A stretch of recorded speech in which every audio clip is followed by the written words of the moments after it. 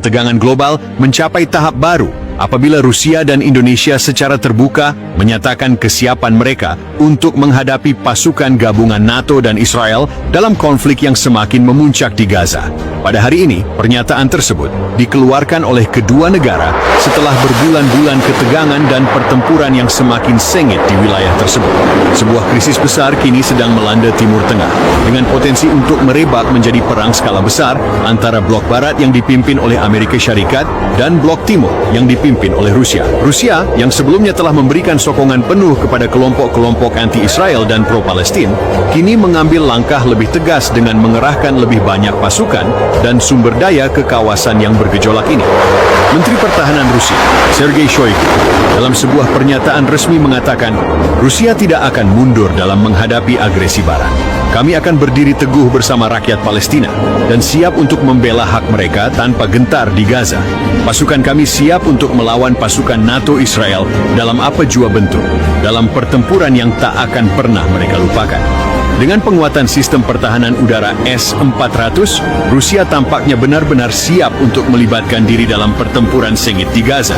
Pihak berkuasa Rusia juga dilaporkan telah mengerahkan sejumlah besar pasukan darat dan angkatan laut yang diposisikan di sekitar Laut Mediterania, dengan tujuan untuk menambah tekanan terhadap blok Barat dan Israel. Indonesia, sebagai negara dengan populasi Muslim terbesar dan salah satu penyokong kuat Palestina di peringkat antarabangsa, turut mengumumkan sokongan penuh kepada perjuangan Gaza. Presiden Indonesia, Prabowo Subianto, dalam kenyataan rasmi yang disampaikan kepada dunia, menegaskan, Indonesia tidak akan tinggal diam terhadap penindasan yang sedang berlaku di Gaza. Kami menegaskan bahwa kami siap berperang habis-habisan bersama sekutu kami untuk membela kemerdekaan Palestina. Kedaulatan dan hak hidup rakyat Palestina adalah perkara yang tak boleh diganggu-gugat. Indonesia telah mengerahkan sejumlah besar pasukan pertahanan, termasuk pasukan khusus dan unit medis, untuk bersiap di kawasan Asia Barat. Tindakan ini mengukuhkan lagi tekad Indonesia untuk memperjuangkan kemerdekaan Palestina melalui apa jua cara yang diperlukan, termasuk sokongan ketenteraan yang lebih besar jika diperlukan. Perang ini memasuki tahap kedua selepas serangan besar-besaran yang dilakukan oleh Israel ke atas Gaza yang turut disokong oleh pasukan NATO. Serangan ini menyebabkan beratus-ratus ribu orang terpaksa melarikan diri dan menyaksikan puluhan ribu kematian yang menyayat hati di kalangan warga awam. Walaupun dunia mengutuk kekejaman yang berlaku, pasukan Israel dengan sokongan penuh Amerika Syarikat dan sekutunya, NATO, terus melancarkan serangan besar-besaran ke atas infrastruktur Gaza. Di sisi lain, Rusia dan sekutunya menyifatkan tindakan Israel sebagai bentuk penindasan yang tidak dapat diterima.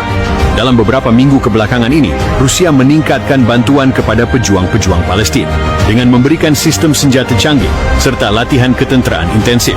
Sementara itu, Indonesia juga dilaporkan meningkatkan tahap sokongan mereka dengan mengirimkan lebih banyak bantuan kemanusiaan dan berusaha membangun kekuatan tentera untuk melindungi kemanusiaan yang terancam. Sementara itu, pasukan NATO yang bergabung dengan Israel semakin memperluas wilayah operasi mereka di Gaza.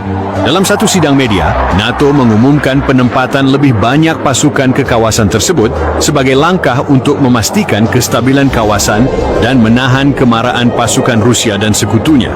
Namun langkah ini dilihat sebagai provokasi besar yang berpotensi mencetuskan Perang Dunia Ketiga. Rusia dan Indonesia menganggap bahwa langkah NATO ini adalah satu bentuk campur tangan yang sangat tidak berasas, terutamanya setelah berlakunya serangan balas terhadap warga awam di Gaza yang tidak berdosa. Kedua-dua negara menyatakan bahwa mereka bersedia untuk bertempur habis-habisan dalam mempertahankan kedaulatan dan hak-hak rakyat Palestina tanpa mengenal kompromi. Dengan ketegangan yang semakin meningkat, dunia kini menunggu reaksi lanjut dari negara-negara besar. Adakah pertempuran ini akan meluas lebih jauh? Atau adakah dunia akan mengambil langkah-langkah diplomatik untuk menghentikan keganasan yang semakin merebak? Banyak pihak melihat bahwa pertempuran yang berlangsung di Gaza kini bukan hanya sekadar isu wilayah, tetapi juga satu persaingan kuasa besar yang berpotensi menjerumuskan dunia ke dalam peperangan skala besar. Kita kini berada di persimpangan jalan dan masa depan dunia bergantung kepada keputusan-keputusan yang akan diambil oleh negara-negara besar ini. Jika tidak dihentikan, Gaza mungkin akan menjadi medan pertempuran global yang akan menentukan arah masa depan peradaban manusia. Namun, serangan ini bukan sahaja mendapat kecaman hebat dari masyarakat antarabangsa, tetapi juga menimbulkan kemarahan yang mendalam di kalangan negara-negara yang menyokong Palestina. Rusia dan Indonesia menegaskan bahawa tindakan tersebut adalah bentuk penjajahan moden yang tidak boleh diterima oleh dunia. Di peringkat tempatan, kumpulan pejuang Palestin terus bangkit dengan semangat yang semakin membara, dilengkapi dengan senjata dan latihan dari sekutu-sekutunya. Seiring dengan perkembangan situasi, pasukan NATO yang terdiri daripada negara-negara barat yang dipimpin oleh Amerika Syarikat bersama-sama Israel semakin memperluas operasi mereka di Gaza. Mereka bertujuan untuk mengawal keseluruhan kawasan dan menghalang kemarahan pasukan Rusia serta sekutunya. NATO baru-baru ini mengumumkan bahawa mereka akan menambah lebih banyak pasukan darat dan udara untuk memperkukuhkan kawalan mereka atas Gaza. Langkah ini disifatkan sebagai provokasi besar yang boleh mengundang kemarahan negara-negara besar, terutamanya Rusia dan Indonesia. Pihak berkuasa Rusia memberikan amaran keras bahawa jika NATO melangkah lebih jauh, mereka akan mengambil tindakan ketenteraan yang lebih tegas.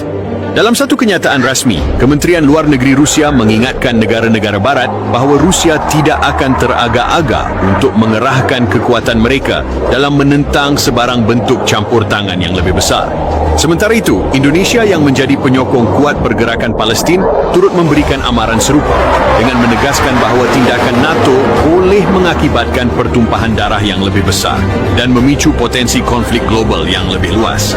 Sementara itu, komuniti antarabangsa terus mendesak agar segala usaha diplomatik dijalankan untuk menghentikan kekejaman yang berlaku di Gaza.